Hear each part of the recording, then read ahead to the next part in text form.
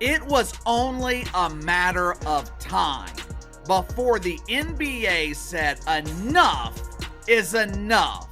This should have happened years ago. NBA owners are furious as they watch their investment go further in the red, with a staggering $40 million loss projected for 2024, one of the largest losses in history, and the league's financial future hanging by a thread despite record-breaking viewership and the Caitlin Clark effect. Yes, and it's also, the twofold part of it is, this is a league that's historically lost the NBA money and lost everyone money that's a part of it. That's why salaries are low. However, before we break it down, please remember to subscribe to the channel. Are you ready to go? The players themselves are also on the verge of revolting and opting out of their collective bargaining agreement. If a new deal isn't reached by the end of 2025, there might not even be a 2026 season. Is this the beginning of the end for women's professional basketball in America? When you're investing millions and millions of dollars into a dunk, and not once have you seen a return on that investment, not once have you received a dividend. The foundation of women's professional basketball in America is being shaken by a paradox. On the one hand, we've witnessed record-breaking attendance, crowded arenas, and a spike in item sales. The WNBA recently had its most-watched season ever, so why are NBA owners furious? The WNBA is predicted to lose an astounding $40 million in the 2024 season, despite the league's apparent success. This isn't just a small setback, it's one of the largest losses in the league's history, and while it's actually an improvement over earlier forecasts that estimated a $50 million loss, it's still a figure that has NBA owners furious. To understand why this matters so much, we must examine the intricate ownership structure of the WNBA. The NBA owns approximately 60% of the women's league. When you factor in the stakes held by individual NBA team owners, that number jumps to about 75%. This means that every dollar lost by the WNBA is felt directly in the pockets of NBA executives and team owners. Even with the Caitlin Clark uptick in business, and it was significant, it did not matter.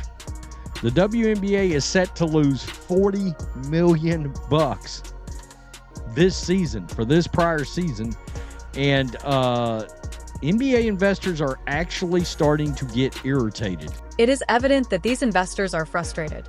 The WNBA owes the NBA so much that we won't see any benefit for years, according to one NBA franchise official.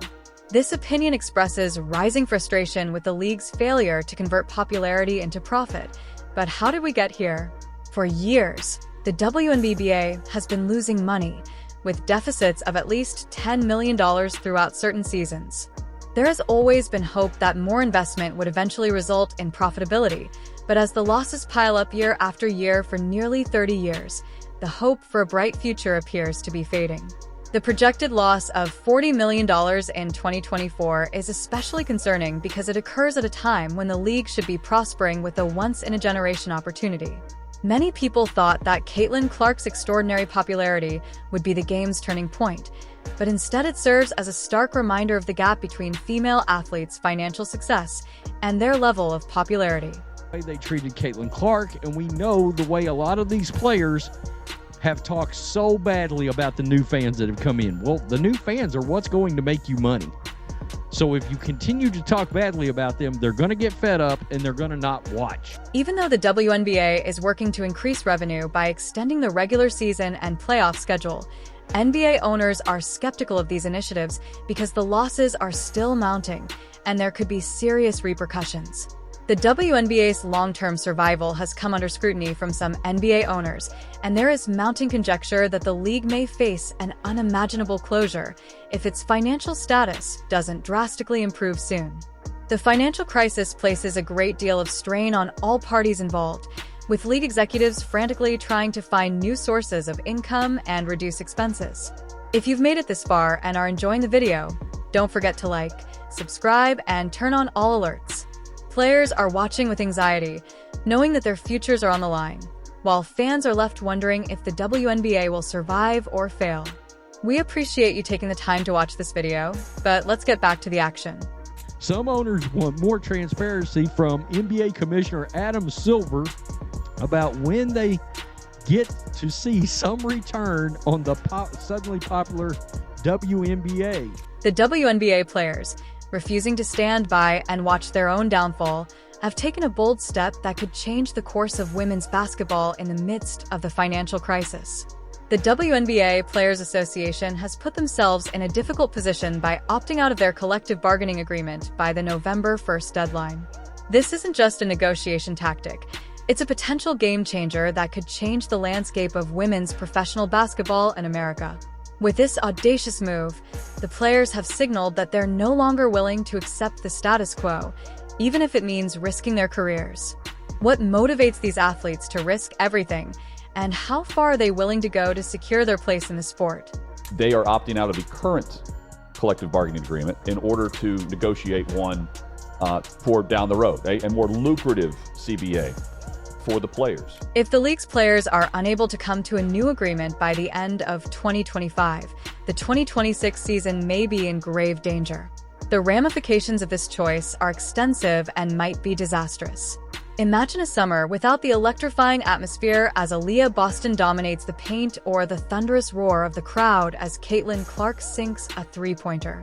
The idea of this high-stakes wager sends shockwaves through the basketball community, but what's driving it is the players' demands, which reflect a growing frustration with the disconnect between the league's soaring popularity and their own financial realities. They're calling for better working conditions, higher salaries, and a more equitable share of the revenue generated by their performances. It serves as a stark reminder that, despite the surge in viewership and attendance, the players themselves haven't seen a proportionate increase in their compensation. The league, however, finds itself in a precarious position with projected losses of $40 million in 2024. WNBA. Executives claim that drastic pay increases are just not possible and cite the lengthened regular season and playoff schedule as proof of their dedication to expansion, but many players feel that these small adjustments are insufficient. Players Association announced Monday that the players are seeking, quote, a business model that reflects their true value, encompassing higher salaries, enhanced professional working conditions, expanded health benefits, and crucial investments needed for long-term growth. Given the 1996 U.S. women's national soccer team strike, which cleared the path for better conditions in women's soccer, historical precedents indicate that player strikes can result in major change. Could the WNBA be about to experience a similar watershed moment as tensions rise? The players' union and league officials will intensify their negotiations in the upcoming months, with both parties keenly aware of the players' interests. As they balance the possible advantages of a new contract against the dangers of a drawn-out battle for the league, unity will be put to the test. It's a delicate balancing act between resolving player concerns and preserving financial stability while negotiations are still ongoing. Every eye looked to an unanticipated savior. A worrying question lies beneath the surface of this seeming triumph. Has the Caitlin Clark effect driven the WNBA to a breaking point from which it cannot recover? Caitlin Clark's rookie season ignited a revolution in viewing and attendance. And by you hit the nail on the head. It keeps the salaries low. Yeah. So now, I mean, if you want to talk lockout or potential lockout, potential strike, the only player that matters here is Caitlin Clark. And if she wants to sit out on behalf of the WNBA PA, well, they're going to have to do a lot more to stand up for her than what they. The figures demonstrate an unparalleled level of success. Clark's debut season was nothing short of historic, breaking 62 records and redefining expectations for rookies. He also established WNBA marks most assists in a single season and in a game, but his influence went far beyond individual honors. The Indiana Fever, who had previously struggled to fill seats, were suddenly at the center of a basketball ball renaissance. Throughout the season, over 600,000 fans attended Fever games, a startling increase that made the team's home court one of the league's most electrifying venues.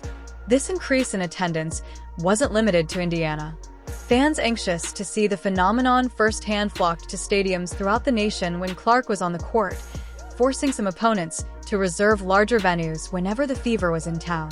Fever are going to be over 200,000 higher than the next highest total attendance in league history. Clarkonomics, my friend. Regular season games averaged 1.2 million people, a huge increase from the 440,000 viewers of the previous year, as television ratings reached all-time highs. For a moment, it seemed as though the WNBA had found its golden ticket to mainstream success when Clark's ability to captivate audiences and attract casual fans into the world of women's basketball seemed to herald a new era for the league. However, as the spotlight intensified, so did the challenges facing the WNBA. The Caitlin Clark effect, while unquestionably positive in many aspects, unintentionally exposed and exacerbated existing issues within the league. The surge in popularity brought increased scrutiny, and not all of it positively. Clark and other athletes saw a flurry of online abuse, including threats and racist remarks. There was tremendous room for improvement in the league's approach to these issues. By drawing comparisons to the legendary Bird Magic rivalry and highlighting its marketing potential, WNBA Commissioner Kathy Engelbert's remarks regarding the Clark and Angel Reese-Drew rivalry drew scathing criticism from both players and fans. It appeared like Engelbert put publicity before the well-being of the players. One white, one black.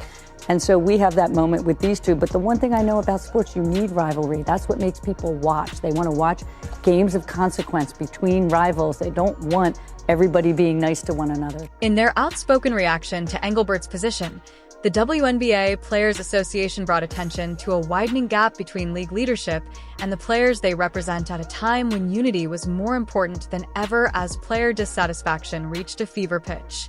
The woman at the helm caught everyone's attention. Under the surface of these victories, Kathy Engelbert's leadership may be pushing the LA toward an unanticipated catastrophe. Her stint as WNBA commissioner has been characterized by unprecedented deals and record-breaking viewership. Engelbert's path to the NBA's top spot was not typical. She came in 2019 with a strong corporate background, having previously been the CEO of consultancy firm Dio, where she ran a massive operation that brought in $20 billion in sales and employed 100,000 people. Her appointment represented a change in the league's strategy toward one that was more focused on business, with the expectation that her financial acumen would bring about a new period of prosperity. It's a balance, but certainly from a marketing dollars, but corporate partners are stepping up to endorse these players much more so than they were 5 years ago because they see the benefit of having. At first, Engelbert's influence appeared to be overwhelmingly positive.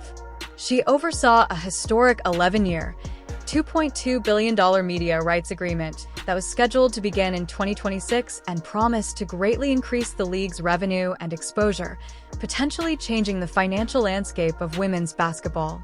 However, as the league faced more complex challenges, her leadership flaws became apparent.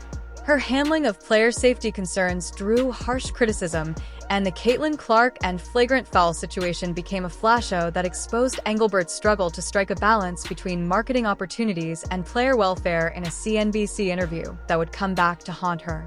Without specifically addressing the unpleasant parts of fan behavior, Albert highlighted the value of rivalries. This strategy infuriated both players and fans, sparking unprecedented calls for her ouster. One of the league's biggest stars, Breanna Stewart, publicly chastised Albert, saying, "We wish Kathy had used her platform in a different way." Yeah, and the one thing as a very long-term sports fan I know is that officiating and refereeing is always at the top of a fan's list, of the media's list. Equally troubling has been the commissioner's attitude to the persistent refereeing problems. Players have complained about uneven officiating and what they see as a lack of protection on the court, but Engelbert has frequently minimized these issues in his public remarks, concentrating instead on the league's expansion and financial potential. In one of her most recent public interviews, she was even seen brushing the matter aside. Obviously, not every, they're humans, looking at technology. Basketball is a little more complex than tennis, for instance, around technology of officiating. So we're looking at a variety of different dimensions. This separation has only made the gap between players and leadership wider. As pressure increases, concerns about Engelbert's capacity to handle the present issues surface. Her business experience, which was formerly viewed as a strength, now seems to be a possible weakness. Critics contend that her decision-making approach puts company expansion ahead of player concerns and cultural sensitivity. Even though this strategy may have produced short-term financial gains, will the league owners ultimately take action against the commissioner now that they are suffering record-breaking losses at the expense of player confidence and league unity? With record-breaking attendance and the Caitlin Clark phenomenon juxtaposed with significant financial losses, the WNBA is at a pivotal juncture where the league's survival is at stake. As players demand better treatment and money, NBA owners' patience is wearing thin. The WNBA's capacity to capitalize on its growing popularity and eventually turn a profit, or whether internal strife and poor management will bring to its demise, will be determined in the upcoming months. If the league's players and leadership are unable to come to an agreement, the time for a successful women's professional basketball league in America is running out. May fall apart, but if they can now handle these dangerous.